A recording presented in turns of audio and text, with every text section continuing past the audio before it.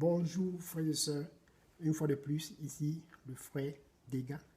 Je vous salue au nom du Seigneur Jésus-Christ. Alléluia.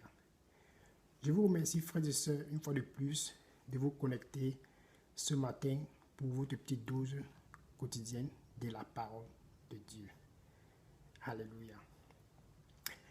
Frères et sœurs, le Seigneur t'interpelle ce matin pour te dire que tu vis une vie comme si cette vie t'appartient.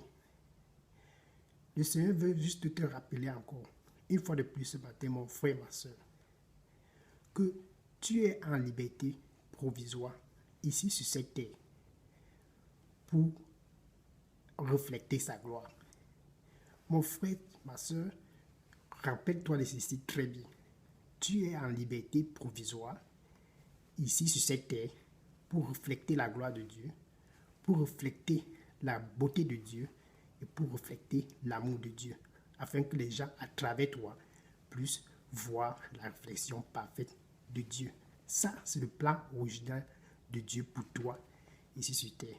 Car la parole de Dieu nous dit, dans 1 Pierre, chapitre 2, versets 11 et 12, que nous sommes des étrangers. Mon frère, ma soeur, nous sommes des étrangers ici sur cette terre.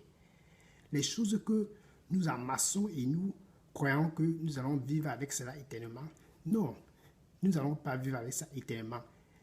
La fin de tout ce que nous collectons ici sur cette terre est destinée à être brûlé.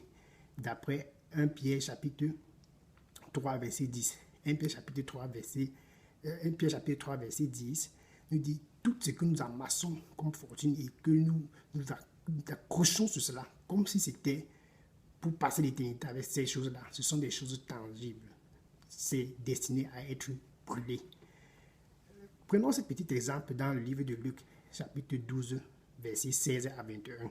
La parole de Dieu nous dit, Luc chapitre 12, versets 16 à 21. Et il a dit une parabole, disant, les champs d'un homme riche avaient beaucoup rapporté. Et il raisonnait en lui-même, disant, que ferai-je, car je n'ai pas où je puisse assembler mes fruits. Et il dit, voici ce que je ferai. J'abattrai mes greniers et j'en bâtirai de plus grands. Et j'y assemblerai tous mes produits et mes biens. Et je dirai à mon âme, tu as beaucoup de biens assemblés pour beaucoup d'années. Repose-toi, mange, alléluia, bois, fais grande chair. Mais Dieu lui dit, insensé, Dieu dit insensé, cette nuit même, ton âme te sera redemandée. Et ces choses que tu as préparées, à qui seront-elles? Il en est ainsi de celui qui amasse des trésors pour lui-même et qu'il n'est pas riche quant à Dieu. Vous comprenez, mon frère, ma soeur, que tout ce que nous amassons, comme si la terre était la nôtre, comme si notre vie était la nôtre, est destinée au feu. Le Seigneur te demande donc de reconsidérer ta position en ce qui concerne la réflexion de ta vie. Car même le corps dont tu vis là n'est pas ton corps.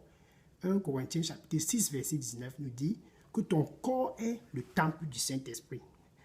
Ton esprit, même que tu dis que oh, je suis, même l'esprit qui est en toi ne t'appartient pas. Hébreux chapitre 12 verset 9 nous dit Dieu, notre Père, est le Père de tout esprit.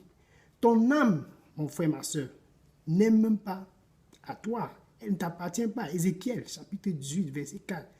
Toute âme appartient à Dieu.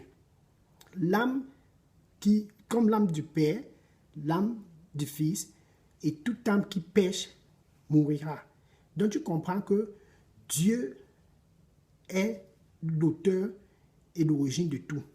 La vie que tu vis ne t'appartient pas, elle appartient à Dieu. C'est la raison pour laquelle il dit dans Jean chapitre 3, verset 16, qu'il a envoyé son Fils unique, le Seigneur Jésus-Christ.